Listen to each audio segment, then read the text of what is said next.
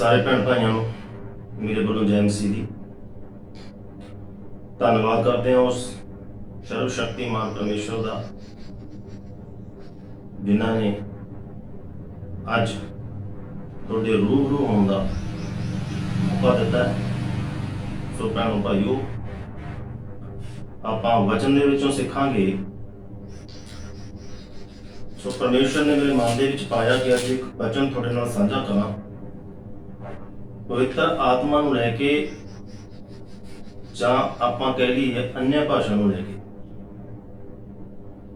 जो मैं देख चुकी हैं चर्चा दे विच अन्य भाषा नूं लैके मतलब कलीसिया के उपर बहुत ज़्यादा जोर दिता जाता है कि तुसीं अन्य भाषा बोलो, ये स्वर्गीय भाषा है, इस भाषा नूं शैतान नहीं समझदा और पता नहीं की कुछ अपने को डॉक्टरिन अपनी सिक्ख्या बाइबल की सिक्ख्या नहीं आप कह सकते अपने कोलों ला के अपनी सिक्ख्या लोगों के तक पहुँचा रहे हैं। सो ਉਹਦੇ बारे आप क्लीयर करांगे। अन्य भाषा किहड़ी भाषा है, बाइबल दे विच की लिखिया अन्य भाषा किहड़ी भाषा नूं कहंदे। सो चेलियां दे करतब ਉਹਦਾ दूसरा अध्याय पढ़ांगे। की लिखिया पवित्र आत्मा का उतरना। ये पंतेकोस्त दे त्योहार का दिन सी। ਉਹ ਸਾਰੇ एक ਥਾਂ इकट्ठे सन। अचानक आकाश तो एक बहुत तेज हनेरी वर्गी आवाज आई ਅਤੇ ਉਸ ਨਾਲ ਸਾਰਾ ਘਰ ਗੂੰਜ ਉੱਠਿਆ ਜਿਸ ਵਿੱਚ ਉਹ ਬੈਠੇ ਹੋਏ ਸਨ। ਫਿਰ ਉਹਨਾਂ ਨੂੰ ਅੱਗ ਵਰਗੀਆਂ ਜੀਭਾਂ ਵੱਖਰੀਆਂ ਹੁੰਦੀਆਂ ਵਿਖਾਈ ਦਿੱਤੀਆਂ ਜਿਹੜੀਆਂ ਉਹਨਾਂ ਵਿੱਚੋਂ ਹਰ ਇੱਕ ਤੇ ਆ ਠਹਿਰੀਆਂ। ਉਹ ਸਾਰੇ ਪਵਿੱਤਰ ਆਤਮਾ ਨਾਲ ਭਰ ਗਏ ਅਤੇ ਪਰਾਈਆਂ ਬੋਲੀਆਂ ਬੋਲਣ ਲੱਗ ਪਏ ਜਿਵੇਂ ਪਵਿੱਤਰ ਆਤਮਾ ਨੇ ਉਹਨਾਂ ਨੂੰ ਬੋਲਣ ਲਈ ਉਭਾਰਿਆ। ਪਰਾਈਆਂ ਬੋਲੀਆਂ अन्य भाषा का मतलब की है पराइयां बोलियां जिमें ਵੱਖ-ਵੱਖ भाषावां जिमें मेन आप लै लीए हिंदी पंजाबी तेलुगू उर्दू कन्नड़ इन्हों कहते हैं अन्य भाषा ना कि कोई होर भाषा जिन्हों अजकल के पास्टर मतलब दस रहे हैं कि स्वर्गीय भाषा है जे है वो है पता नहीं कि कुछ साढ़े सामने बयान करते हैं। अन्य भाषा पराइयां बोलियां बोलन लग पे जिवें पवित्र आत्मा ने इन्हों बोलने लई उभारिया। उस समय संसार के सारे देशों के श्रद्धालु यहूदी जरूसलम विच आए हुए सन और उत्थे सारे इकट्ठे हुए सन वख-वख इलाकों के विचों वखरियां भाषावां बोलने वाले। जदों यह आवाज़ आई तां भीड़ लग गई। जदों ये बोलियां बोलन लगे तो एक भीड़ लग गई। लोग घबरा गए क्योंकि हर कोई चेलियां नूं अपनी ही बोली बोलदे सुन रहा सी। जिहड़े लोग उत्थे इकट्ठे हुए सी वो वखरियां भाषावां बोलण वाले सी। उन्हां नूं अपनी अपनी भाषा दे विच मतलब समझ आ रहा सी। वखरियां भाषावां बोल रहा सी। हर कोई चेलियां नूं अपनी ही बोली बोलदे सुन रहा सी अते सारे लोग हैरान सन अते ओह हैरानगी विच ही कहन लगे कि ये सारे जिहड़े बोल रहे हैं गलील निवासी नहीं हैं। फिर असीं सारे किस तरह अपने अपने देश की भाषा सुन रहे हैं। मतलब फिर असीं किस तरह अपनी अपनी भाषा सुन रहे हैं और उन्होंने समझ भी रहे हैं। ਅਸੀਂ ਜਿਹੜੇ ਪਾਰਥੀ ਮੋਦੀ ਇਲਾਮੀ मोसोपोटामिया यहूदिया कपदोकिया पंतस एशिया फ्रूगिया और होर कई यहूदी ते दूजे जिन्हां यहूदी मत स्वीकार किया करेत ते अरब दे रहन वाले हाँ। ਅਸੀਂ सारे अपनी अपनी भाषा विच परमेश्वर दे महान कम्मां बारे सुन रहे हाँ। इत्थों ਅਸੀਂ ਕੀ ਸਮਝਦੇ ਹਾਂ कि सारे ਆਪਣੀ ਆਪਣੀ ਭਾਸ਼ਾ ਦੇ ਵਿੱਚ ਪਰਮੇਸ਼ਰ ਦੀ ਮਹਿਮਾ ਨੂੰ ਕੀ ਕਰ ਰਹੇ ਸੀ, ਸਮਝ ਰਹੇ ਸੀ। ਪਰਮੇਸ਼ਰ ਦੇ ਵਚਨ ਨੂੰ ਕੀ ਕਰ ਰਹੇ ਸੀ, ਸਮਝ ਰਹੇ ਸੀ। ਸੋ ਮੇਰੇ ਜੀਜੋ, ਆਪਾਂ ਬਾਈਬਲ ਦੇ ਵਿੱਚ ਦੇਖਿਆ ਕਿ ਅਨਿਆ ਭਾਸ਼ਾ ਕਿਹੜੀ ਭਾਸ਼ਾ ਨੂੰ ਕਿਹਾ ਗਿਆ ਹੈ। ਅੱਜ ਕੱਲ੍ਹ ਕਲੀਸਿਆ ਦੇ ਵਿੱਚ ਕੀ ਸਿਖਾਇਆ ਜਾਂਦਾ ਹੈ, ਅਨਿਆ ਭਾਸ਼ਾ ਬੋਲੋ। ਉਹ ਕਹਿੰਦੇ ਜਿਹਨੂੰ ਅਨਿਆ ਭਾਸ਼ਾ ਨਹੀਂ ਮਿਲੀ ਤੇ ਉਹ ਮਸੀਹ ਨਹੀਂ ਹੈਗਾ, ਇੱਥੋਂ ਤੱਕ ਕਹਿ ਦਿੰਦੇ ਆ। ਔਰ ਮੈਂ ਦੇਖਿਆ ਚਰਚ ਦੇ ਵਿੱਚ ਜਿਹੜੇ ਸੇਵਕ ਹੈ, ਪ੍ਰਭੂ ਦੇ ਸੇਵਕ, ਉਹ ਜਦੋਂ ਮੀਟਿੰਗ ਸ਼ੁਰੂ ਹੋਣ ਤੋਂ ਪਹਿਲਾਂ ਕੀ ਕਰਦੇ ਆ, ਉਹ 15-15 ਮਿੰਟ ਤੇ ਨਾ ਜਿਹੜੀ ਅਨਿਆ ਭਾਸ਼ਾ, ਤੇ ਉਹ ਮੈਨੂੰ ਤੇ ਅਜੇ ਤੱਕ ਸਮਝ ਨਹੀਂ ਆਈ ਕਿਹੜੀ ਭਾਸ਼ਾ ਨੂੰ ਅਨਿਆ ਭਾਸ਼ਾ ਕਹਿੰਦੇ ਹਨ। ਉਹ ਬੋਲੀ ਜਾਂਦੇ ਆ, ਉਹਦੇ ਬਾਰੇ ਪਤਾ ਨਹੀਂ ਕੀ ਕੁਝ ਬੋਲਦੇ ਆ, ਮੈਨੂੰ ਤੇ ਅਜੇ ਤੱਕ ਸਮਝ ਨਹੀਂ ਆਇਆ। ਤੇ ਦੂਸਰਾ ਕੀ ਕਰਦੇ ਆ, ਉਹ ਕਲੀਸਿਆ ਨੂੰ ਕੀ ਬਣਾਉਂਦੇ ਆ, ਮੂਰਖ ਬਣਾਉਂਦੇ ਆ ਕਿ ਇਹ ਤੇ ਸਵਰਗੀ ਭਾਸ਼ਾ ਹੈ। ਸਵਰਗੀ ਭਾਸ਼ਾ, ਸਵਰਗੀ ਭਾਸ਼ਾ ਨੂੰ ਸ਼ੈਤਾਨ ਲੂਸੀਫਰ ਸਮਝਦੇ ਹੀ ਨਹੀਂ। ਔਰ ਜਿਹੜੇ ਮਸੀਹੀ ਲੋਕ ਨੇ ਚੰਗੀ ਤਰ੍ਹਾਂ ਸਮਝਦੇ ਲੂਸੀਫਰ ਕੌਣ ਹੈ, ਕਿੱਥੋਂ ਆਇਆ, ਉਹ ਇਹ ਭਾਸ਼ਾ ਨੂੰ ਸਮਝਦਾ ਹੈ ਜਾਂ ਨਹੀਂ ਸਮਝਦਾ, ਉਹ ਸਾਰੇ ਭੈਣ ਭਾਈ ਜਾਣਦੇ ਆ।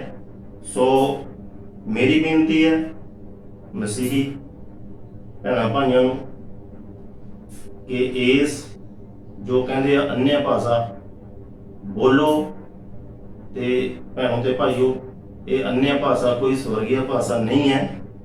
ਅਨਿਆ ਭਾਸ਼ਾ ਨੂੰ ਵੱਖ-ਵੱਖ ਭਾਸ਼ਾਵਾਂ, ਜਿਵੇਂ ਮੈਂ ਦੱਸ ਕੇ ਹਟਿਆ ਕਿ ਦੁਨੀਆ ਦੀ ਜਿੰਨੀਆਂ ਭਾਸ਼ਾਵਾਂ ਨੇ ਅਨਿਆ ਭਾਸ਼ਾ, ਉਹਨੂੰ ਕਿਹਾ ਗਿਆ। ਤੇ ਉਸ ਤੋਂ ਬਾਅਦ ਆਪਾਂ ਦੇਖਾਂਗੇ ਤਿਮੋਥਿਉਸ 6 ਅਧਿਆਏ ਉਹਦੇ 6 ਨੰਬਰ ਆਇਤ ਦੇ ਵਿੱਚ ਧਨ ਦੇ ਲੋਭ ਬਾਰੇ ਲਿਖਿਆ ਗਿਆ ਹੈ। ਔਰ ਧਨ ਦੇ ਲੋਭ ਦੀ ਵੀ ਆਪਾਂ ਗੱਲ ਕਰਾਂਗੇ। ਕੀ ਲਿਖਿਆ, ਪਰ ਇਹ ਵੀ ਸੱਚ ਹੈ, ਧਰਮ ਉਸ ਮਨੁੱਖ ਦੇ ਲਈ ਵੱਡੇ ਲਾਭ ਦਾ ਸਾਧਨ ਹੈ ਜੋ ਉਸੇ ਤੇ ਸੰਤੋਖ ਕਰਦਾ ਹੈ ਜੋ ਉਸਦੇ ਕੋਲ ਹੈ। ਤੇ ਵਚਨ ਕੀ ਕਹਿੰਦਾ, ਜੋ ਪਰਮਾਤਮਾ ਨੇ, ਪਰਮੇਸ਼ਰ ਨੇ ਤੁਹਾਨੂੰ ਦਿੱਤਾ, ਉਸੇ ਉੱਪਰ ਕੀ ਕਰੋ, ਸਬਰ ਕਰੋ, ਸੰਤੋਖ ਕਰੋ, ਉਸੇ ਦੇ ਵਿੱਚ ਆਪਣਾ ਜੀਵਨ ਬਸਰ ਕਰੋ। ਔਰ ਪਰਮਾਤਮਾ ਦਾ ਧੰਨਵਾਦ, ਸ਼ੁਕਰ ਕਰੋ ਕਿ ਪਰਮਾਤਮਾ ਜੋ ਤੈਂ ਸਾਨੂੰ ਬਖਸ਼ਿਆ ਉਹ ਸਾਡੇ ਗੁਜ਼ਾਰੇ ਲਈ, ਰਹਿਣ ਬਸਰ ਦੇ ਲਈ ਬਹੁਤ ਹੈ। ਅਸੀਂ ਇਸ ਸੰਸਾਰ ਦੇ ਵਿੱਚ ਆਪਣੇ ਨਾਲ ਕੁਝ ਨਹੀਂ ਲਿਆਂਦਾ ਅਤੇ ਨਾ ਹੀ ਅਸੀਂ ਤੋਂ ਕੁਝ ਲੈ ਕੇ ਜਾਵਾਂਗੇ। ਤੇ ਭੈਣੋ ਭਾਈਓ, ਜਦੋਂ ਅਸੀਂ ਸੰਸਾਰ ਦੇ ਵਿੱਚ ਆਏ ਸੀ ਤੇ ਸਾਡੇ ਨਾਲ ਕੁਝ ਨਹੀਂ ਆਇਆ ਸੀ। ਇੱਥੋਂ ਤੱਕ ਕਿ ਸਾਡੇ ਤਨ ਦੇ ਕੱਪੜੇ ਵੀ ਸਾਡੇ ਨਹੀਂ ਸਨ ਪਹਿਨੇ ਹੋਏ, ਔਰ ਨਾ ਹੀ ਇੱਥੋਂ ਸਾਡੇ ਨਾਲ ਕੁਝ ਕੀ ਹੈ ਜਾਣਾ ਹੈ। ਜੇਕਰ ਸਾਡੇ ਕੋਲ ਖਾਣ ਲਈ ਭੋਜਨ ਅਤੇ ਤਨ ਢੱਕਣ ਲਈ ਕੱਪੜਾ ਹੈ ਤਾਂ ਇਹ ਹੀ ਬਹੁਤ ਹੈ। ਸਾਡੇ ਕੋਲ ਖਾਣ ਦੇ ਲਈ 3 ਟਾਈਮ ਦੀ ਰੋਟੀ ਪਰਮੇਸ਼ਰ ਦਿੰਦਾ ਹੈ, ਤਨ ਢੱਕਣ ਦੇ ਲਈ ਚੰਗੇ ਕੱਪੜੇ ਮਿਲਦੇ ਆ। ਇਹਨਾਂ ਮੇਰੇ ਬਾਈਬਲ ਦੇ ਵਿੱਚ ਲਿਖਿਆ ਇੰਨਾ ਕੀ ਹੈ, ਬਹੁਤ ਹੈ। ਤੁਸੀਂ ਸ਼ੁਕਰ ਕਰੋ ਪਰਮਾਤਮਾ ਦਾ ਕਿ ਪਰਮਾਤਮਾ ਇੰਨਾ ਸਾਨੂੰ ਬਹੁਤ ਹੈ ਜੋ ਤੈਂ ਦਿੱਤਾ ਹੈ। ਉਹ ਲੋਕ ਜੋ ਧਨੀ ਬਣਨ ਦੇ ਚਾਹਵਾਨ ਹਨ, ਉਹ ਪਰਤਾਵੇ ਵਿੱਚ ਜਾ ਪੈਂਦੇ ਹਨ ਅਤੇ ਫਿਰ ਖਤਰਨਾਕ ਲਾਲਸਾਵਾਂ ਵਿੱਚ ਜਾ ਫਸਦੇ ਹਨ। ਜੋ ਲੋਕ ਧਨ ਦਾ ਲੋਭ ਕਰਦੇ ਆ, ਧਨ ਨੂੰ ਇਕੱਠਾ ਕਰਨਾ ਚਾਹੁੰਦੇ ਆ, 1000 ਵਾਲਾ ਕਹਿੰਦਾ ਮੇਰੇ ਕੋਲ 10,000 ਹੋ ਜੇ, 10 ਵਾਲਾ ਕਹਿੰਦਾ ਲੱਖ ਹੋ ਜੇ, ਲੱਖ ਵਾਲਾ ਕਹਿੰਦਾ 10 ਲੱਖ ਹੋ ਜੇ, ਔਰ 10 ਲੱਖ ਵਾਲਾ ਕਹਿੰਦਾ 1 ਕਰੋੜ ਹੋ ਜੇ। ਤੇ ਉਹ ਫਿਰ ਕੀ ਆ, ਪਰਤਾਵੇ ਦੇ ਵਿੱਚ ਪੈਂਦੇ ਆ ਔਰ ਖਤਰਨਾਕ ਲਾਲਸਾਵਾਂ ਵਿੱਚ ਜਾ ਫਸਦੇ। ਖਤਰਨਾਕ ਲਾਲਸਾਵਾਂ ਗਲਤ ਕੰਮਾਂ ਨੂੰ ਕਿਹਾ ਗਿਆ। 2 ਨੰਬਰ ਦੇ ਧੰਦੇ, ਬੇਹੱਕੀ ਕਮਾਈ, ਜੋ ਕਿਸੇ ਵੀ ਆਦਮੀ ਨੂੰ ਨਾਸ ਅਤੇ ਬਰਬਾਦੀ ਦੇ ਮਾਰਗ ਵਿੱਚ ਜਾ ਡੋਬਦੀਆਂ ਹਨ। ਸੋ ਭੈਣੋ ਤੇ ਭਾਈਓ, ਵਚਨ ਦੇ ਵਿੱਚ ਕੀ ਲਿਖਿਆ ਕਿ ਜਿਹੜੀ ਇਹ ਗਲਤ ਕੰਮ ਕਮਾ ਕੇ ਧਨ, ਗਲਤ ਕੰਮ ਕਰਕੇ ਧਨ ਕਮਾਉਣੇ ਆ, ਪੈਸਾ ਜੋੜਦੇ ਆ, ਕਿਸੇ ਵੀ ਆਦਮੀ ਨੂੰ ਨਾਸ ਤੇ ਬਰਬਾਦੀ ਦੇ ਮਾਰਗ ਦੇ ਵਿੱਚ ਜਾ ਡੋਬਦੀਆਂ ਨੇ। ਬਸ ਧਨ ਦਾ ਮੋਹ ਹੀ ਸਭ ਤਰ੍ਹਾਂ ਦੀਆਂ ਬੁਰਾਈਆਂ ਦੀ ਜੜ ਹੈ। ਸੋ ਭੈਣੋ ਤੇ ਭਾਈਓ, ਧਨ ਦਾ ਲੋਭ ਅੱਜ ਕੱਲ ਪ੍ਰਭੂ ਦੇ ਸੇਵਕ ਵੀ ਧਨ ਦਾ ਲੋਭ ਕਰਦੇ ਆ। ਕਿਵੇਂ ਕਰਦੇ ਆ ਤੁਸੀਂ ਵੀ ਜਾਣਦੇ ਹੋ। ਦਸਵੰਧ ਕਲੀਸਿਆ ਨੂੰ ਕਿਹਾ ਜਾਂਦਾ ਦਸਵੰਧ ਦਿਓ। ਜਦੋਂ ਸਤਸੰਗ ਦੀ ਮੀਟਿੰਗ ਦੀ ਸਮਾਪਤੀ ਹੁੰਦੀ ਹੈ, ਪ੍ਰਭੂ ਦਾ ਵਚਨ ਸੁਣਾ ਕੇ ਸਮਾਪਤੀ ਕੀਤੀ ਜਾਂਦੀ ਹੈ, ਤਾਂ ਉਦੋਂ ਮੈਂ ਦੇਖਿਆ ਕਿ ਚਰਚਾਂ ਦੇ ਵਿੱਚ ਕੀ ਹੁੰਦਾ, ਝੋਲਾ ਟਾਈਪ ਕੁਛ ਹੁੰਦਾ ਤੇ ਉਦੋਂ ਕਿਹਾ ਜਾਂਦਾ ਕਿ ਹੁਣ ਦਸਵੰਧ ਦਿਓ। ਤਾਂ ਇੱਕ ਇਨਸਾਨ ਦੀ, ਬੰਦੇ ਦੀ ਡਿਊਟੀ ਲਾਈ ਜਾਂਦੀ ਹੈ ਕਿ ਸਾਰੇ ਤੋਂ ਜਾ ਕੇ ਪੈਸਾ ਇਕੱਠਾ ਕਰੇ ਤੇ ਉਹ ਝੋਲਾ ਲੈ ਕੇ ਸਾਰਿਆਂ ਕੋਲ ਜਾਂਦਾ। ਜਿੰਨਾ ਕਿਸੇ ਦਾ ਕੋਈ ਹੁੰਦਾ ਉਹ ਹਿਸਾਬ ਕਿਤਾਬ ਉਹਦੇ ਵਿੱਚ ਕੀ ਪਾਉਂਦਾ ਹੈ ਕਿ ਜੇ ਕੋਈ ਮਸੀਹੀ ਸਤਸੰਗ ਦੇ ਵਿੱਚ ਆਉਂਦਾ ਹੈ, ਉਹਦੀ ਆਰਥਿਕ ਦਸ਼ਾ ਜਿਹੜੀ ਹੈਗੀ ਕਮਜ਼ੋਰ ਹੈ, ਤੇ ਉਹਨੂੰ ਕੀ ਕਿਹਾ ਜਾਂਦਾ ਤੇ ਕਿ ਇਹ ਮੀਟਿੰਗ ਸਟਾਰਟ ਹੋਣ ਤੋਂ ਬਾਅਦ ਚ ਆਉਂਦਾ ਹੈ ਔਰ ਮੀਟਿੰਗ ਸਮਾਪਤ ਹੋਣ ਤੋਂ ਪਹਿਲਾਂ ਆਫਰਿੰਗ ਦੇਣ ਤੋਂ ਪਹਿਲਾਂ ਚਲਿਆ ਜਾਂਦਾ ਹੈ। ਮਤਲਬ ਕੀ ਹੈ ਕਿ ਇਹ ਆਫਰਿੰਗ ਝੋਲੇ ਦੇ ਵਿੱਚ ਕਿਉਂ ਨਹੀਂ ਪਾਉਂਦਾ। ਤੋ ਭੈਣੋ ਤੇ ਭਾਈਓ, ਕਿੱਧਰ ਨੂੰ ਚੱਲ ਪਿਆ ਸੇਵਕ ਸਾਡੇ, ਜਿਹੜੇ ਅਸੀਂ ਕਹਿੰਦੇ ਆ ਪ੍ਰਭੂ ਦੇ ਸੇਵਕ ਆ, ਕਿੱਧਰ ਨੂੰ ਚੱਲ ਪਏ। ਸਿਰਫ ਪੈਸਾ ਹੀ ਦਿਖਦਾ ਉਹਨਾਂ ਨੂੰ। ਉਸ ਇਨਸਾਨ ਦੀ ਸ਼ਰਧਾ ਉਹ ਨਹੀਂ ਦਿਖਦੀ ਕਿ ਸ਼ਰਧਾ ਦੇ ਨਾਲ ਆਉਂਦਾ ਹੈ। ਉਹਦੀ ਆਰਥਿਕ ਤੰਗੀ ਉਹ ਨਹੀਂ ਦਿਖਦੀ। ਦੇਣ ਦੀ ਬਜਾਏ, ਜੇ ਕੋਈ ਲੋੜਵੰਦ ਹੈ, ਉਹਨੂੰ 4 ਪੈਸਿਆਂ ਦੀ ਲੋੜ ਆ, ਦੇਣ ਦੀ ਬਜਾਏ ਕਿ ਉਹ ਤੋਂ ਮੰਗਦੇ ਆ। ਜੇ ਨਹੀਂ ਦੇ ਸਕਦੇ ਤਾਂ ਜ਼ਬਰਦਸਤੀ ਮੰਗੋ ਵੀ ਨਾ, ਕਿਉਂਕਿ ਬਾਈਬਲ ਦੇ ਵਿੱਚ ਕਿਤੇ ਵੀ ਨਹੀਂ ਲਿਖਿਆ ਕਿ ਤੁਸੀਂ ਜ਼ਬਰਦਸਤੀ ਕਿਸੇ ਤੋਂ ਪੈਸਾ ਲਓ। ਹਾਂ, ਇਹ ਜ਼ਰੂਰ ਲਿਖਿਆ ਕਿ ਜੋ ਵੀ ਦੇਣਾ ਹੈ, ਮਤਲਬ ਬੰਦਾ, ਇਨਸਾਨ ਖੁਸ਼ ਹੋ ਕੇ ਦੇਵੇ, ਆਪਣੀ ਖੁਸ਼ੀ ਨਾਲ ਦੇਵੇ, ਨਾ ਕਿ ਦਬਾਅ ਹੇਠ ਆ ਕੇ। ਸੋ ਹੋਰ ਪੈਸਾ ਇਕੱਠਾ ਕਰਨ ਦੇ ਬਾਰੇ ਵਿੱਚ ਮੈਂ ਦੱਸਾਂ ਕਿ ਹੋਰ ਕੀ ਕੁਛ ਕਰਦੇ ਆ ਪ੍ਰਭੂ ਦੇ ਸੇਵਕ। ਲਿਟਰੇਚਰ ਨੂੰ ਵੇਚਦੇ ਆ, ਕੋਈ ਹੋਰ ਸਮਾਨ ਵੇਚਦੇ ਆ ਜੀ, ਕੋਈ ਆਪਣੀ ਫੋਟੋ ਲਾ ਕੇ ਵੇਚਦੇ ਆ, ਕੋਈ ਐਨੀਥਿੰਗ, ਕੁਛ ਵੀ ਪੈਸਾ ਇਕੱਠਾ ਕਰਨ ਵਾਸਤੇ। ਸੋ ਭੈਣੋ ਭਾਈਓ, ਅੱਜ ਮੈਂ ਤੁਹਾਨੂੰ ਇੱਕ ਥੋੜਾ ਚਾਨਣਾ ਪਾਉਣ ਜਾ ਰਹੇ ਹਾਂ। ਇਹ ਬਾਈਬਲ ਹੈ, ਤੁਸੀਂ ਦੇਖ ਰਹੇ ਹੋਵੋਗੇ, ਹੋਲੀ ਬਾਈਬਲ ਗਿਡੀਅਨ ਦੀ।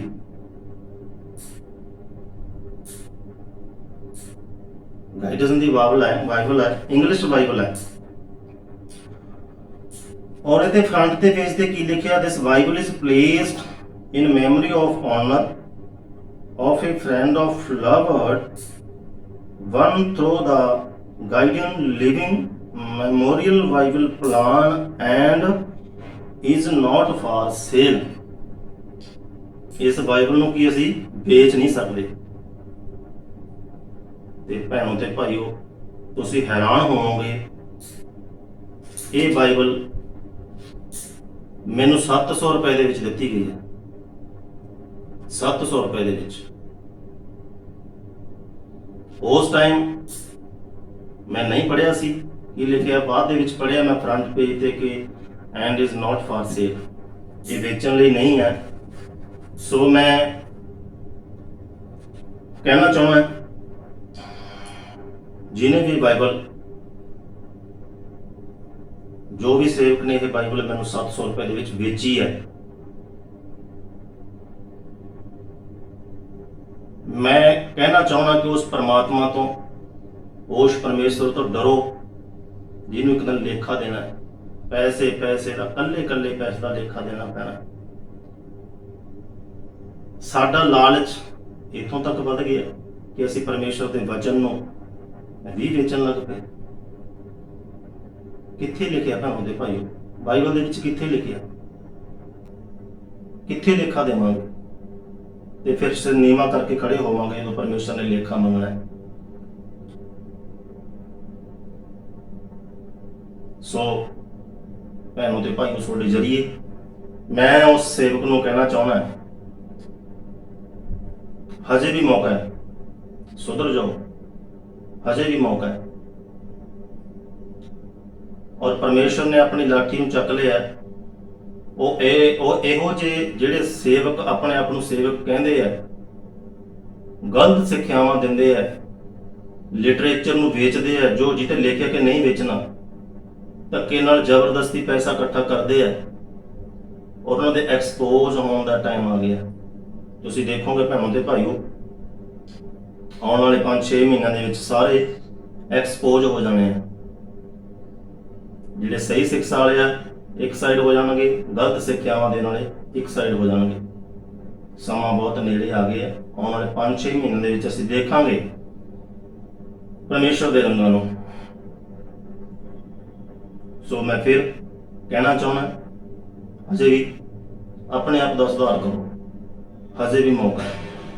ਨਹੀਂ ਤੇ ਤੁਹਾਨੂੰ ਵੀ ਪਤਾ ਹੈ ਕਿ ਇਹੋ ਜਿਹੇ ਇਨਸਾਨ ਦੇ ਲਈ ਪਰਮੇਸ਼ਰ ਨੇ ਕਿਹੜੀ ਜਗ੍ਹਾ ਰੱਖੀ ਹੈ।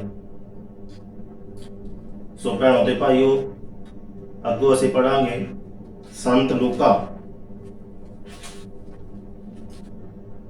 ਲੂਕਾ ਦਾ 17ਵਾਂ ਅਧਿਆਇ।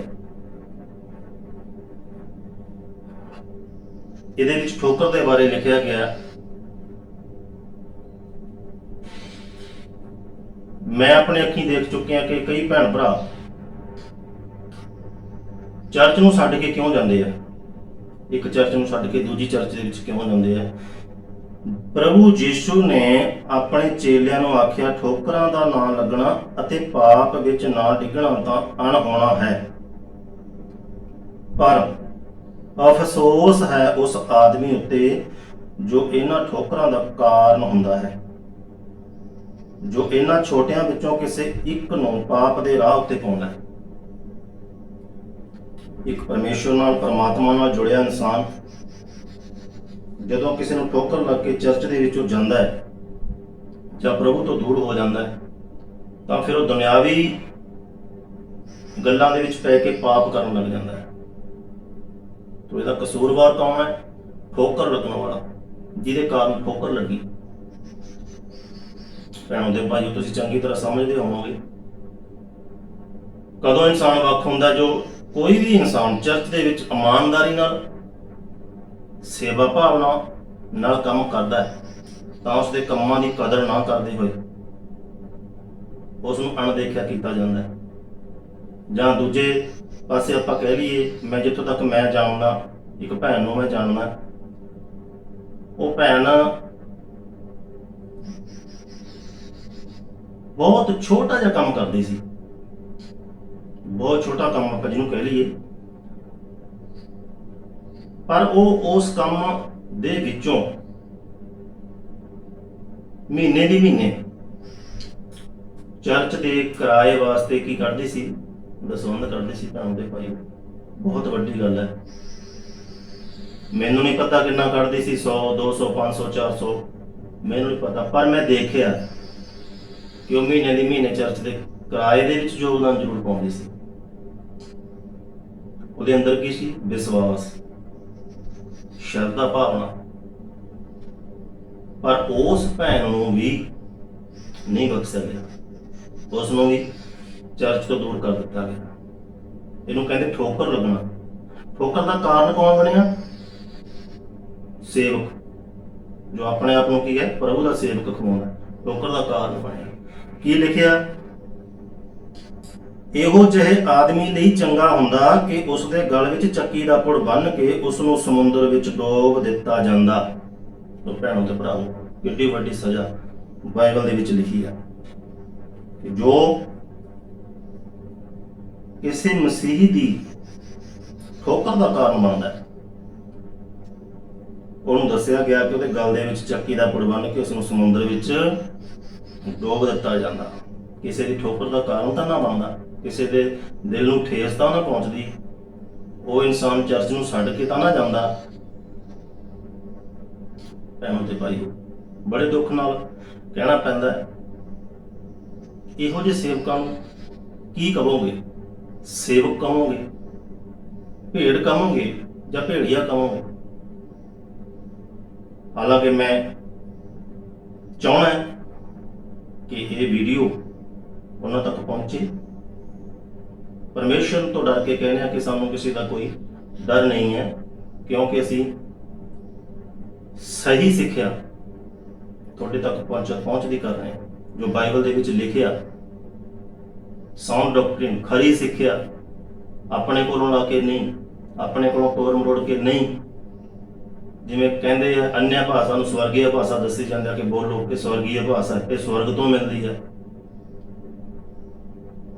ਸੋ ਭੈਣਾਂ ਤੇ ਭਾਈਓ, ਖਰੇ ਵਚਨ ਨੂੰ ਗ੍ਰਹਿਣ ਕਰੋ, ਸੱਚੀ ਸਿੱਖਿਆ ਦੇ ਨਾਲ ਜੁੜੋ।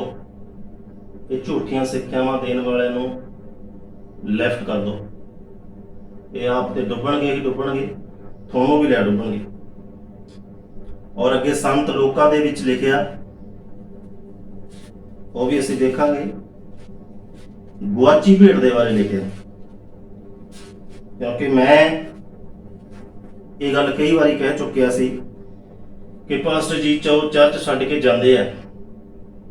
ਇੱਕ ਬੰਦਾ, ਚਲੋ ਮੰਨ ਲੈਂਦੇ ਆ, ਇੱਕ ਬੰਦਾ ਦੇ ਵਿੱਚ ਗਲਤੀ ਹੋ ਸਕਦੀ ਹੈ, ਦੋ ਦੇ ਵਿੱਚ ਗਲਤੀ ਹੋ ਸਕਦੀ ਹੈ, ਪਰ ਕੀ ਹਰੇਕ ਬੰਦਾ ਗਲਤ ਹੈ ਜੋ ਚਰਚ ਨੂੰ ਛੱਡ ਕੇ ਜਾਂਦਾ ਹੈ?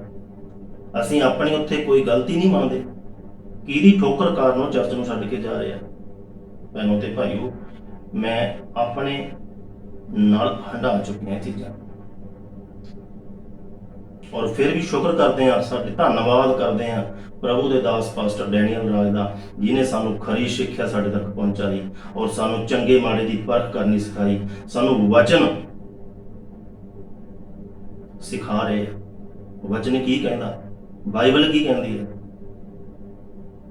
ਸੋ ਭੈਣੋ ਤੇ ਭਾਈਓ, ਤੁਹਾਨੂੰ ਵੀ ਇਹੀ ਕਹੂੰਗਾ, ਸੱਚੀ ਸਿੱਖਿਆ, ਖਰੀ ਸਿੱਖਿਆ ਲਓ। ਜਿਹੜੇ ਪਾਸਟਰ ਸਹੀ ਹੈ, 10% ਪਾਸਟਰ ਜੋ ਸਹੀ ਸਿੱਖਿਆ ਦਿੰਦੇ ਆ, ਉਹਨਾਂ ਨਾਲ ਜੁੜੋ। 90% ਜੋ ਸਾਨੂੰ ਗੁੰਮਰਾਹ ਕਰਦੇ ਆ, ਉਹਨਾਂ ਤੋਂ ਬਚੋ। ਕੀ ਲਿਖਿਆ?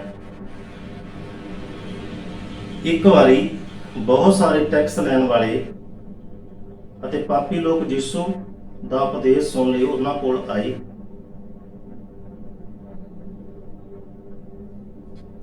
ਅੱਗੇ ਪੜਾਂਗੇ, ਚੌਥੀ ਐਤ ਪੜਾਂਗੇ ਆਪਾਂ। ਮੰਨ ਲਵੋ ਤੁਹਾਡੇ ਵਿੱਚੋਂ ਕਿਸੇ ਕੋਲ 100 ਭੇਡਾਂ ਹਨ, ਉਹਨਾਂ ਵਿੱਚੋਂ ਇੱਕ ਗੁਆਚ ਜਾਂਦੀ ਹੈ, ਤਾਂ ਭੇਡਾਂ ਦਾ ਮਾਲਕ ਕੀ ਕਰੇਗਾ? ਤੁਸੀਂ ਆਪ ਸਮਝਦੇ ਹੋਵੋਗੇ ਮੈਂ ਕੀ ਕਹਿਣਾ ਚਾਹੁੰਦਾ। ਦੁਬਾਰਾ ਫਿਰ ਪੜਾਂ। ਮੰਨ ਲਵੋ ਤੁਹਾਡੇ ਵਿੱਚੋਂ ਕਿਸੇ ਕੋਲ 100 ਭੇਡਾਂ ਹਨ, ਉਹਨਾਂ ਵਿੱਚੋਂ ਇੱਕ ਗੁਆਚ ਜਾਂਦੀ ਹੈ, ਤਾਂ ਭੇਡਾਂ ਦਾ ਮਾਲਕ ਕੀ ਕਰੇਗਾ? ਕੀ ਉਹ ਬਾਕੀ 99 ਨੂੰ ਚਰਾਂਦ ਵਿੱਚ ਛੱਡ ਕੇ ਉਸ ਗੁਆਚੀ ਭੇਡ ਦੇ ਪਿੱਛੇ ਨਹੀਂ ਜਾਵੇਗਾ ਜਦੋਂ ਤੱਕ ਕਿ ਉਹ ਉਸ ਨੂੰ ਲੱਭ ਨਾ ਪਵੇ? ਜਦੋਂ ਗੁਆਚੀ ਹੋਈ ਭੇਡ ਉਸ ਨੂੰ ਲੱਭ ਪਵੇਗੀ, ਉਹ ਉਸ ਨੂੰ ਖੁਸ਼ੀ ਨਾਲ ਆਪਣੇ ਮੋਢਿਆਂ ਤੇ ਚੁੱਕ ਲਵੇਗਾ। ਫਿਰ ਉਹ ਆਪਣੇ ਘਰ ਪਹੁੰਚ ਕੇ ਆਪਣੇ ਮਿੱਤਰਾਂ ਤੇ ਗੁਆਂਢੀਆਂ ਨੂੰ ਨਿਉਤਾ ਦੇਵੇਗਾ ਅਤੇ ਉਹਨਾਂ ਨੂੰ ਕਹੇਗਾ, ਮੇਰੇ ਨਾਲ ਮਿਲ ਕੇ ਖੁਸ਼ੀ ਕਰੋ, ਕਿਉਂਕਿ ਮੇਰੀ ਗੁਆਚੀ ਹੋਈ ਭੇਡ ਲੱਭ ਪਈ ਹੈ। ਸੋ ਭੈਣੋ ਤੇ ਭਾਈਓ, ਮੈਂ ਆਪਣੇ ਕੰਨਾਂ ਨਾਲ ਸੁਣਿਆ, ਜੇ ਕੋਈ ਭੈਣ ਭਾਈ ਚਰਚ ਛੱਡ ਕੇ ਜਾਂਦਾ ਹੈ ਤਾਂ ਉੱਥੇ ਪਾਸਟਰ ਦੀ ਵਰਡਿੰਗ ਕੀ ਹੁੰਦੀ ਹੈ? ਜਿਹੜਾ ਜਾਂਦਾ ਜਾਣ ਦਿਓ, ਜਿਹੜਾ ਆਉਂਦਾ ਆਉਣ ਦਿਓ। ਕੀ ਤੁਸੀਂ ਇੰਨਾ ਸਸਤੇ ਦੇ ਵਿੱਚ ਲੈ ਲਿਆ ਪਰਮੇਸ਼ਰ ਦੇ ਵਚਨ? ਜੇ ਤੁਸੀਂ ਆਪਣੀਆਂ ਭੇਡਾਂ, ਪਰਮੇਸ਼ਰ ਦੀਆਂ ਭੇਡਾਂ ਨੂੰ ਨਹੀਂ ਸੰਭਾਲ ਸਕਦੇ, ਜੋ ਪਰਮੇਸ਼ਰ ਨੇ ਤੁਹਾਡੀ ਡਿਊਟੀ ਲਾਈ ਹੈ, ਤੁਸੀਂ ਚੰਗੇ ਚਰਵਾਹੇ ਨਹੀਂ ਬਣ ਸਕਦੇ, ਫਿਰ ਤੁਹਾਨੂੰ ਸੇਵਕਾਈ ਕਰਨ ਦਾ ਤਾਂ ਕੋਈ ਹੱਕ ਹੈ ਹੀ ਨਹੀਂ, ਕੋਈ ਅਧਿਕਾਰ ਹੈ ਹੀ ਨਹੀਂ। ਫਿਰ ਜਾਓ, ਦੁਨੀਆ ਦੇ ਵਿੱਚ ਜਾਓ, ਦੁਨਿਆਵੀ ਹੋ ਜਾਓ, ਜੋ ਪਹਿਲਾਂ ਆਪਣੇ ਕੰਮ ਕਰਦੇ ਸੀ ਉਹ ਕਰੋ, ਜਾਂ ਫਿਰ ਆਪਣੀ ਡਿਊਟੀ ਨੂੰ ਇਮਾਨਦਾਰੀ ਨਾਲ ਕਰੋ। ਜੋ ਬਾਈਬਲ ਦੇ ਵਿੱਚ ਲਿਖਿਆ ਉਹ ਕਲੀਸਿਆ ਨੂੰ ਦੱਸੋ, ਸਿਖਾਓ, ਚੇਲੇ ਬਣਾਓ। ਵਚਨ ਦੇ ਪ੍ਰਚਾਰ ਲਈ ਚੇਲੇ ਬਣਾ ਕੇ ਜਗ੍ਹਾ ਜਗ੍ਹਾ ਭੇਜੋ ਕਿ ਜਾਓ ਪਰਮੇਸ਼ਰ ਦੇ ਵਚਨ ਦਾ ਪ੍ਰਚਾਰ ਕਰੋ। ਪਰ ਨਹੀਂ, ਅਸੀਂ ਤਾਂ ਕਹਿਣਾ ਇੱਥੇ ਟਿਕੇ ਰਹੋ, ਸਾਡੇ ਨਾਲ ਹੀ ਜੁੜੇ ਰਹੋ, ਸਾਡੀ ਚਰਚ ਦੇ ਵਿੱਚ ਹੀ ਆਓ, ਸਾਨੂੰ ਹੀ ਸੁਣੋ, ਕਿਸੇ ਹੋਰ ਚਰਚ ਦੇ ਵਿੱਚ ਜਾਣਾ ਹੀ ਨਹੀਂ। ਐਸ ਇਨਸਾਨ ਦੀ ਵੀਡੀਓ ਤੁਸੀਂ ਕੋਈ ਨਹੀਂ ਦੇਖਣੀ, ਕੀ ਕਰ ਰਹੇ ਹਾਂ ਅਸੀਂ, ਕਿੱਧਰ ਨੂੰ ਜਾ ਰਹੇ ਹਾਂ? ਜੇ ਤੁਸੀਂ ਆਪ ਸੱਚ ਨੂੰ ਨਹੀਂ ਸੁਣ ਸਕਦੇ, ਕਿਸੇ ਦੂਜੇ ਨੂੰ ਤਾਂ ਨਾ ਰੋਕੋ। ਹੋ ਸਕਦਾ ਕਿਸੇ ਦਾ ਜੀਵਨ ਬਦਲਣ ਵਾਲਾ ਹੋਵੇ ਉਸ ਸੱਚ ਨੂੰ ਸੁਣ ਕੇ, ਕਿਸੇ ਨੂੰ ਬਲੈਸਿੰਗ ਮਿਲਣ ਵਾਲੀ ਹੋਵੇ, ਟੋਟਲੀ ਜ਼ਿੰਦਗੀ ਲਾਈਫ ਹੀ ਚੇਂਜ ਹੋਣ ਵਾਲੀ ਹੋਵੇ। ਤੁਸੀਂ ਕਿਉਂ ਰਸਤੇ ਦਾ ਰੋੜਾ ਬਣਦੇ ਹੋ? ਹੋਰ ਕਿੰਨੀਆਂ ਅਸੀਂ ਗਲਤ ਸਿੱਖਿਆਵਾਂ ਦੇ ਰਹੇ ਹਾਂ, ਜਾਂ ਜੋ ਵਚਨ ਦੇ ਵਿੱਚ ਲਿਖੇ ਨਹੀਂ ਅਸੀਂ ਉਹ ਕਰ ਰਹੇ ਹਾਂ। ਕੀ ਪਤਰਸ, ਪੌਲਸ, ਯਹੋਨਾ, ਇਹਨਾਂ ਨੂੰ ਕਹਾਂਗੇ ਪ੍ਰਭੂ ਦੇ ਸੱਚੇ ਸੇਵਕ, ਕਿ ਇਹਨਾਂ ਨੇ ਕਦੇ ਵੀ ਬਾਈਬਲ ਦੇ ਵਿੱਚੋਂ ਦਿਖਾਓ, ਕਿਤੋਂ ਵੀ ਕੱਢ ਕੇ ਦਿਖਾਓ ਕਿ ਇਹਨਾਂ ਨੇ ਆਪਣੇ ਪੈਰਾਂ ਨੂੰ ਧੋ ਕੇ ਕਲੀਸਿਆ ਨੂੰ ਪਿਲਾਇਆ ਹੋਵੇ। ਪਰ ਅੱਜ ਕੱਲ੍ਹ ਦੇ ਪਾਸਟਰ ਕੀ ਕਰਦੇ ਆ? ਅਸੀਂ ਘਰੇ ਗਏ ਜੀ, ਫਿਰ ਦੱਸਦੇ ਵੀ ਆ ਨਾ ਆ ਕੇ, ਜਿਹਨੂੰ ਕਹਿੰਦੇ ਟੈਸਟਮਨੀ ਦਿੰਦੇ ਆ। ਇਹ ਕਾਹਦੀ ਟੈਸਟਮਨੀ ਆ? ਅਸੀਂ ਉਹਨਾਂ ਦੇ ਘਰੇ ਗਏ ਜੀ, ਜਦੋਂ ਅਸੀਂ ਗੇਟ ਦੇ ਵਿੱਚ ਐਂਟਰ ਕਰਨ ਲੱਗੇ, ਉਹਨਾਂ ਨੇ ਬੱਠਲ ਤਸਲਾ ਲਿਆਂਦਾ ਜੀ, ਸਾਡੇ ਪੈਰਾਂ ਨੂੰ ਧੋਤਾ ਜੀ, ਚੰਗੀ ਤਰ੍ਹਾਂ ਧੋ ਕੇ ਜੀ। ਫਿਰ ਉਹਨਾਂ ਨੇ ਸਾਡੇ ਸਾਹਮਣੇ ਕੀ ਕੀਤਾ ਜੀ? ਪੀਤਾ। ਔਰ ਉਹ ਕਹਿੰਦੇ ਤੇ ਦਾਤ ਰਸ ਵਰਗਾ ਸਵਾਦ ਹੈ ਜੀ। ਕਿੱਥੇ ਦੇਵਾਂਗੇ ਲੇਖੇ ਅਸੀਂ? ਇਹੋ ਜਿਹੀਆਂ ਗੱਲਾਂ ਕਰਕੇ, ਬੇਤੁਕੀਆਂ ਗੱਲਾਂ ਕਰਕੇ, ਜੋ ਬਾਈਬਲ ਦੇ ਵਿੱਚ ਲਿਖੇ ਹੀ ਕਿਤੇ ਨਹੀਂ। ਕਿਸੇ ਪ੍ਰਭੂ ਦੇ ਸੱਚੇ ਸੇਵਕ ਨੇ ਇਹ ਕੀਤਾ ਹੀ ਨਹੀਂ ਅੱਜ ਤੱਕ। ਤੁਸੀਂ ਕੌਣ ਹੋ ਫਿਰ ਕਰਨ ਵਾਲੇ? ਤੁਸੀਂ ਇਹ ਕਿੱਥੋਂ ਸਿੱਖਿਆ? ਤੁਹਾਨੂੰ ਇਹ ਕਿਹਨੇ ਸਿਖਾਇਆ ਕਿ ਸਾਡੇ ਪੈਰਾਂ ਨੂੰ ਧੋ ਕੇ ਪੀਓ, ਤੁਹਾਨੂੰ ਬਲੈਸਿੰਗ ਮਿਲੂਗੀ, ਤੁਹਾਨੂੰ ਆਸ਼ੀਸ਼ ਮਿਲੂਗੀ? ਬੜੇ ਦੁੱਖ ਨਾਲ ਕਹਿਣਾ ਪੈਂਦਾ ਕਿ ਆਪਣੇ ਆਪ ਨੂੰ ਪਾਸਟਰ ਕਹਿਣ ਵਾਲੇ ਕਿਹੜੇ ਰਸਤਿਆਂ ਤੇ ਚੱਲ ਪਏ ਆ। ਕੀ ਲੋਕਾਂ ਨੂੰ ਸਿਖਾ ਰਹੇ ਹਾਂ ਅਸੀਂ ਲੋਕਾਂ ਨੂੰ ਕੀ ਸੇਧ ਦੇ ਰਹੇ ਹਾਂ? ਜੋੜਨਾ ਪਰਮੇਸ਼ਵਰ ਦੇ ਵਚਨ ਨਾਲ ਸੀ, ਇਸ ਜੋੜ ਦਾ ਆਪਣੇ ਨਾਲ ਰਿਹਾ। ਮੂਰਤੀ ਪੂਜਕ ਬਣੇ ਬੈਠੇ ਹੋ ਤੁਸੀਂ ਮੂਰਤੀ ਪੂਜਾ ਨੂੰ ਬੜਾਵਾ ਦੇ ਰਹੇ ਹੋ ਕਿ ਆਓ ਸਾਡੇ ਪੈਰਾਂ ਨੂੰ ਹੱਥ ਲਾਓ, ਸਾਡੇ ਗੋਡਿਆਂ ਨੂੰ ਹੱਥ ਲਾਓ। ਇਸ ਕੇ ਜਿਹੜੇ ਤੁਹਾਡੇ ਤੋਂ ਵਡੇਰੀ ਉਮਰ ਦੀਆਂ ਲੇਡੀਜ਼ ਹੈ, ਬਜ਼ੁਰਗ ਨੇ, ਜਦੋਂ ਆ ਕੇ ਤੁਹਾਡੇ ਪੈਰੀ ਹੱਥ ਲਾਉਂਦੇ ਆ, ਤੁਹਾਨੂੰ ਕੀ ਕਮਾ ਹੁੰਦਾ?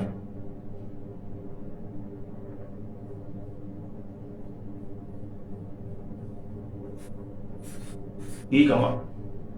ਬੜਾ ਦੁੱਖ ਹੁੰਦਾ ਹੈ ਇਹ ਚੀਜ਼ਾਂ ਨੂੰ ਦੇਖ ਕੇ। ਔਰ ਲਾਸਟ ਦੇ ਵਿੱਚ ਇਹੀ ਬੇਨਤੀ ਕਰੂੰਗਾ, ਹਲੇ ਵੀ ਸਮਾਂ ਹੈ, ਸੁਧਰੋ, ਆਪਣਾ ਸੁਧਾਰ ਕਰੋ, ਤਾਂ ਕਿ ਪਰਮੇਸ਼ਰ ਦੇ ਅੱਗੇ ਖੜ ਸਕੀਏ। ਪਰਮੇਸ਼ਰ ਦੇ ਸਾਨੂੰ ਨੀਵੀਂ ਨਾ ਪਾਉਣੀ ਪਵੇ, ਇਹੋ ਜਿਹੇ ਕੰਮ ਨਾ ਕਰੋ। ਬਾਈਬਲ ਦੇ ਵਿੱਚ ਲਿਖਿਆ, ਇਹ ਪਤਾ ਕੀ ਕਹਿੰਦੇ ਆ? ਬਾਈਬਲ ਦੇ ਵਿੱਚ ਲਿਖਿਆ, ਜ਼ਿਆਦਾ ਪ੍ਰਭੂ ਕਹਿਣ ਵਾਲੇ ਜਿਹੜੇ ਪਰਮੇਸ਼ਰ ਨੂੰ ਕਹਿਣਗੇ, ਪਰਮੇਸ਼ਰ ਤੁਹਾਡੇ ਨਾਮ ਦੇ ਵਿੱਚ ਅਸੀਂ ਭੂਤਾਂ ਨੂੰ ਕੱਢਿਆ, ਤੁਹਾਡੇ ਨਾਮ ਦੇ ਵਿੱਚ ਭਵਿੱਖਬਾਣੀਆਂ ਕੀਤੀਆਂ, ਤਾਂ ਪਰਮੇਸ਼ਰ ਕਹੂਗਾ, ਭਾਈ ਮੈਂ ਤੁਹਾਨੂੰ ਨਹੀਂ ਜਾਣਦਾ, ਤੁਸੀਂ ਕੌਣ ਹੋ? ਤੁਸੀਂ ਮੇਰੇ ਵਚਨ ਨਾਲ ਤਾਂ ਜੋੜੇ ਹੀ ਨਹੀਂ, ਸੱਚਾਈ ਨਾਲ ਤਾਂ ਜੋੜੇ ਹੀ ਨਹੀਂ, ਕਿਸੇ ਨੂੰ ਵਚਨ ਤਾਂ ਸਿਖਾਇਆ ਹੀ ਨਹੀਂ, ਆਪਣੇ ਨਾਲ ਹੀ ਜੋੜਿਆ। ਸੋ ਅੱਜ ਦੇ ਲਈ ਇੰਨਾ ਹੀ। ਪਰਮੇਸ਼ਰ ਦਾ ਧੰਨਵਾਦ ਕਰਦੇ ਹਾਂ ਜਿਨ੍ਹਾਂ ਨੇ ਅਗਵਾਈ ਕੀਤੀ ਹੈ ਵਚਨ ਨੂੰ ਤੁਹਾਡੇ ਤੱਕ ਪਹੁੰਚਾਉਣ ਦੇ ਲਈ, ਤਾਂ ਕਿ ਜੋ ਸੱਚਾਈ ਹੈ ਉਹ ਤੁਹਾਡੇ ਤੱਕ ਪਹੁੰਚ ਸਕੇ, ਔਰ ਸੱਚਾਈ ਨੂੰ ਸਮਝਦੇ ਹੋਏ ਇਹ ਝੂਠੀਆਂ ਸਿੱਖਿਆਵਾਂ ਤੋਂ ਤੁਸੀਂ ਬਚੋ।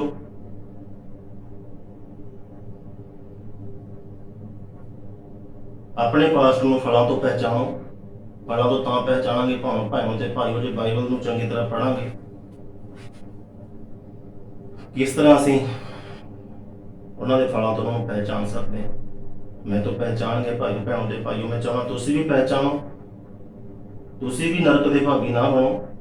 ਪਰਮੇਸ਼ਰ ਕਰੇ ਤੁਹਾਨੂੰ ਸਤਿਬੁੱਧੀ ਦੇਵੇ ਔਰ ਤੁਸੀਂ ਸੱਚ ਨੂੰ ਜਾਣ ਸਕੋ, ਔਰ ਸੱਚ ਤੋਂ ਨਹੀਂ ਭੱਜ ਸਕਦੇ। ਸੱਚ ਨੂੰ ਜਾਣਨਾ ਹੀ ਤੁਹਾਡੇ ਲਈ ਲਾਭ ਹੈ। ਸੋ ਅਖੀਰ ਦੇ ਵਿੱਚ ਮੇਰੇ ਵੱਲੋਂ, ਡਾਕਟਰ ਦਲਵੀਰ ਵੱਲੋਂ ਸਾਰੇ ਭੈਣ ਭਾਈਆਂ ਨੂੰ ਪਿਆਰ ਭਰੀ ਜੈ ਮਸੀਹ।